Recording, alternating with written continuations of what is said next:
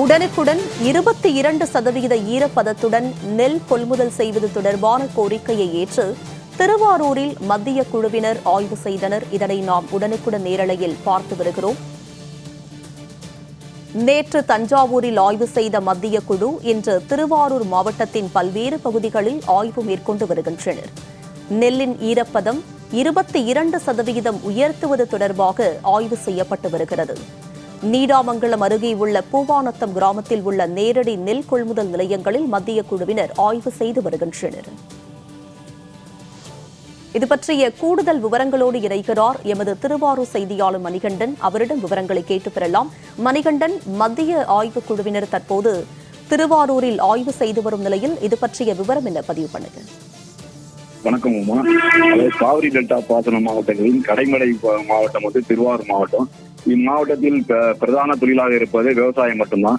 அந்த வகையில இந்த நடப்பாண்டுல வந்து சுமார் 3,75,000 ஏக்கர் பரப்பளவில் சம்பா மற்றும் தாளடி நெற்பயிர்கள் சாகுபடி செய்யப்பட்டன.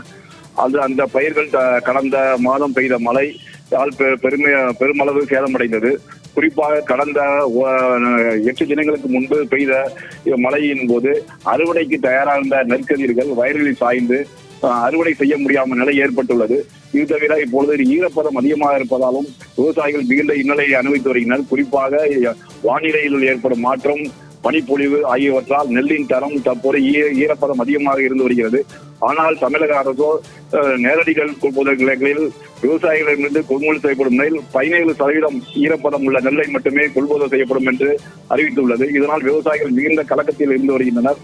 ஆனால் தற்போது ஈரப்பதமானது கூடுதலாக இருந்து வருகிறது. அதனால் 22% உள்ள ஈரப்பதம் உள்ள நெல்லை கொள்முதல் செய்தால் மட்டுமே விவசாயிகளை காப்பாற்ற முடியும். இல்லை என்றால் மிகுந்த பொருளாதார இழப்புக்கு உள்ளாகி தற்கொலை செய்யும் நிலைக்கு ஆளாக நேரிடும் என்று விவசாயிகள் தொடர்ந்து வலியுறுத்தி வந்தனர். இந்த அடிப்படையில் மத்திய அரசு தற்போது திருவாரூரில் உள்ள சேமிப்பு கிடங்கில் உள்ள நெல் கொள்முதல் நிலையங்களில் சென்று ஆய்வு செய்து வருகிறது. அவ்வாறு மத்திய அரசின் சேமிப்பு மற்றும் ஆய்வு உதவி இயக்குனர் மற்றும் தொழில்நுட்ப அதிகாரிகள் கொண்ட 4 பேர் கொண்ட குழு தற்போது திருவாரூர் மாவட்டத்தில் பூவானத்தம், நீடாமங்கலம் அருகே பூவானத்தம் நேரடி நெல் கொள்முதல் ஆய்வு செய்தது. அப்போது விவசாயிகளிடம் கொண்டு வந்த நெல்லை தரம் பார்த்தனர். மேலும் அந்த நெல்லினுடைய ஈரப்பதம் எவ்வாறு இருப்பது என்று அதற்கான உள்ள இயந்திரத்தில் வைத்து ஆய்வு செய்தனர். அப்போது நெல்லின் ஈரப்பதம் 20% 20 22 23% இருந்து வருகிறது. இதனால் விவசாயிகள் எங்களுடைய நெல்லை 22% அளவிற்காவது கொள்முதல் செய்தால் மட்டுமே நாங்கள் பாடுபட்டு விளைவித்த நெல்லை ஓரளவாவது நாங்கள் பாதுகாத்து நாங்கள் விலையை ஏற்க முடியும்.